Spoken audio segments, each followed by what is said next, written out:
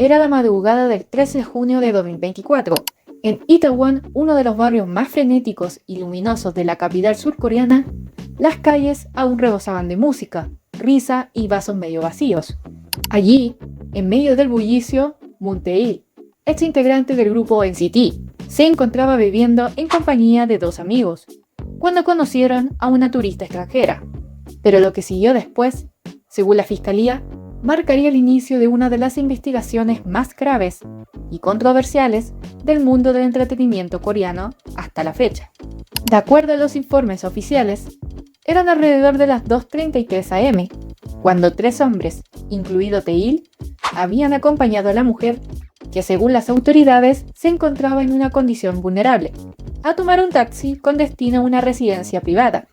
En ese lugar, entre las 4 y 4:30 am, se habría producido un hecho que las autoridades calificaron como un atentado grave contra la integridad de la persona, señalando que ocurrió mientras la víctima no podía oponer resistencia.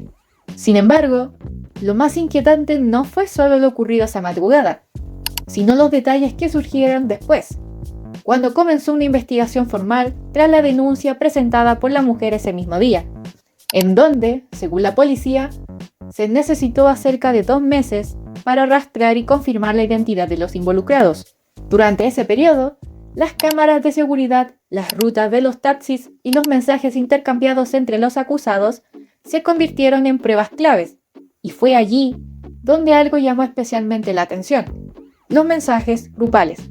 En ellos, no solo se hacía referencia a que la víctima era extranjera, sino que también se discutían posibles métodos para alterar la ubicación del vehículo, presuntamente con la intención de dificultar cualquier investigación posterior. ¿Fue esto una simple coincidencia o un intento consciente de ocultar lo sucedido? La respuesta, según las autoridades, se conocería más adelante. Ahora bien, siguiendo la línea del caso, el 28 de agosto de 2024, después de recopilar suficiente evidencia, la policía citó oficialmente a Moon Tae-il. Las acusaciones fueron clasificadas como delitos graves contra la integridad, bajo una de las figuras más severas del Código Penal surcoreano. Sin embargo, en septiembre, el tribunal decidió no imponer prisión preventiva, considerando que los acusados habían reconocido parcialmente los hechos y no existía un riesgo inmediato de fuga. Pero lo que muchos no sabían en ese momento era que mientras la investigación avanzaba, Tae-il seguía con sus actividades públicas con total normalidad. Participaba en transmisiones en vivo y presentaciones, ocultando tanto a sus seguidores como a su propia empresa la magnitud de las acusaciones que enfrentaba. No obstante, no fue hasta el 16 de octubre de 2024 cuando la agencia de Tae-il decidió hacer público el fin de su contrato exclusivo, citando pérdidas de confianza y la imposibilidad de seguir respaldándolo profesionalmente. Para ese entonces, el escándalo ya había alcanzado notoriedad, especialmente considerando que el proceso judicial aún continuaba. Proceso que durante la primera audiencia judicial, especialmente el 18 de junio de 2025, la Fiscalía del Distrito Central de Seúl presentó cargos formales contra Tae-il y sus dos acompañantes. La acusación fue categórica. Se trataba de una agresión planificada, no de un hecho accidental. Según la Fiscalía, las circunstancias eran demasiado graves como para creer en una versión distinta. Ante eso, los implicados reconocieron los hechos.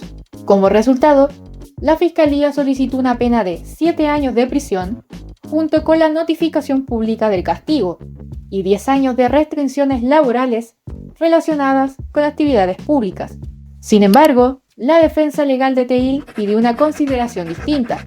Argumentaron que el acusado se había entregado de manera voluntaria, que había llegado a un acuerdo personal con la víctima y que se encontraba actualmente en tratamiento psicológico. A su vez, se mencionó también que la madre del acusado había perdido su trabajo debido a la presión mediática y que Tae-il había estado trabajando en un negocio familiar para cubrir sus gastos. Aún así, el Ministerio Público no se mostró conforme. De acuerdo con la Fiscalía, ni el supuesto acuerdo con la víctima, ni la entrega voluntaria cumplían con los criterios legales. Sugirieron que podrían haber sido estrategias destinadas a reducir la pena. Además, enfatizaron que lo ocurrido no fue un error ni un acto impulsivo, sino que existían pruebas claras de planificación previa. La gravedad del caso, insistieron, era incuestionable. Ante esto, la Fiscalía mantuvo su solicitud de pena y fijó la audiencia final para el 10 de julio de 2025, día en el que finalmente se dictó la sentencia. Monteil fue condenado a 3 años y 6 meses de prisión, además de ordenar su detención inmediata, argumentando que existía riesgo de fuga. De la misma forma, se le impuso un programa obligatorio de tratamiento de 40 horas. Se autorizó la publicación de su información personal y se le prohibió trabajar en instituciones vinculadas a menores durante un periodo de 5 años. Sin embargo, quedó una última pregunta sin respuesta. ¿Fue suficiente esta condena en comparación a lo que enfrentó la víctima?